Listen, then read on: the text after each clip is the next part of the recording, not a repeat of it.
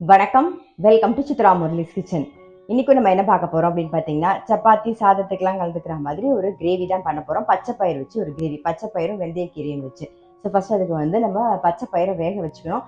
பச்சை பயிரை நல்லா வாஷ் பண்ணிட்டு தண்ணியை வடிய விட்டுருங்க. அதுக்கப்புறமா நல்லா வாசனை வர அளவுக்கு வறுத்துட்டு அதுக்கப்புறம் வேக வைக்கணும். ஸோ இப்போ நம்ம வறுத்துட்டு வேக வச்சுக்கலாம்.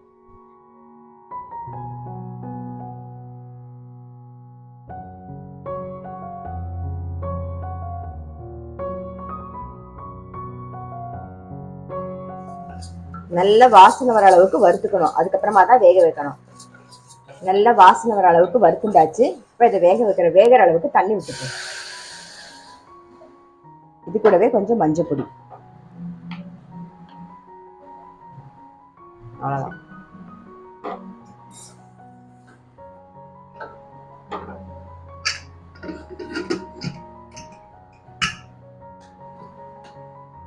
நல்லா ஒரு மீடியம் ஃப்ளேமில் வச்சு ஒரு 2-3 விசில் விட்டுக்கலாம். பச்சை பயிறு நல்லா மீடியம் ஃப்ளேமில் 2-3 விசில் விட்டுக்கோங்க. இங்கே பாருங்கள், வெந்து ரெடியாக இருக்குது. நல்லா வெந்துருக்கு. ஸோ இப்போ என்ன பண்ண போகிறோம்னா, இந்த பக்கம் கடாயில் எண்ணெய் வச்சுருக்கேன். அது நல்லா காஞ்சிருக்கு. ரொம்ப ரொம்ப சிம்பிளாக இருக்கும் கிரேவி, ஆனால் டேஸ்ட் ரொம்ப நல்லாயிருக்கும். எப்பயுமே நான் சொல்கிறதுலாம் நல்ல சுடசாதத்தில் அதை நெய்யை விட்டு பெசஞ்சு சாப்பிட்டிங்கன்னா அவ்வளோ பிரமாதமாக இருக்கும். எண்ணெய் காஞ்சிட்டு கடுகு சீரகம் மட்டும் தாளிச்சிக்கலாம்.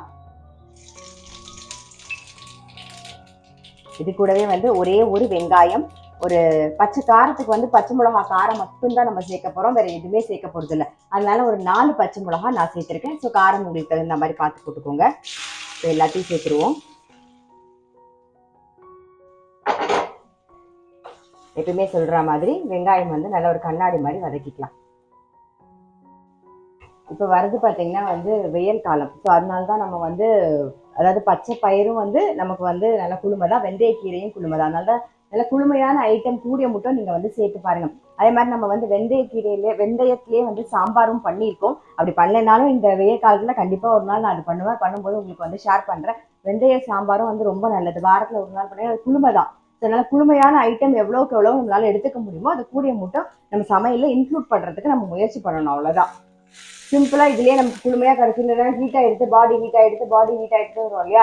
ஸோ அதுக்கு பதிலாக வெயில் காலத்தில் கூடிய முட்டை இந்த குளுமையான ஐட்டம் என்ன கிடைக்குதோ அதை நம்ம சேர்த்துக்க வேண்டியதான். பாருங்கள், வெங்காயம் நல்லா கண்ணாடி மாதிரி வதங்கிடுதா? இப்போ இதில் வெந்தயக்கீரையை சேர்த்துருவோம். இதையும் கொஞ்சம் வதங்கட்டும்.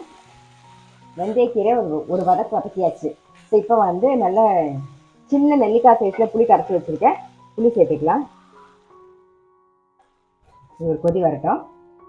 புளி தண்ணியும் ஒரு கொதி வந்துடுது. கொஞ்சமாக பெருங்காய பொடி சேர்த்துக்கலாம். நம்ம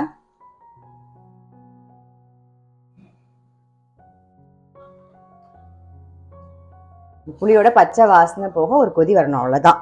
இப்போ பாருங்க, நல்ல ஒரு கொதி வந்துடுது. நம்ம வேக வச்ச பச்சை பயிரை சேர்த்துடலாம். ஏற்கனவே மஞ்சள் பொடி போட்டு தான் வேக வச்சிருக்கோம். அதனால தான் நான் வெங்காயம் வதக்கும் போது மஞ்சள் பொடி போடலை.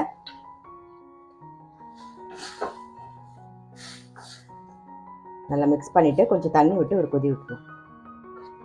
இது நல்லா சேர்ந்து ஒரு கொதி வரட்டும். உப்பு போடல, தேவையான உப்பையும் இப்போ சேர்த்துருவோம்.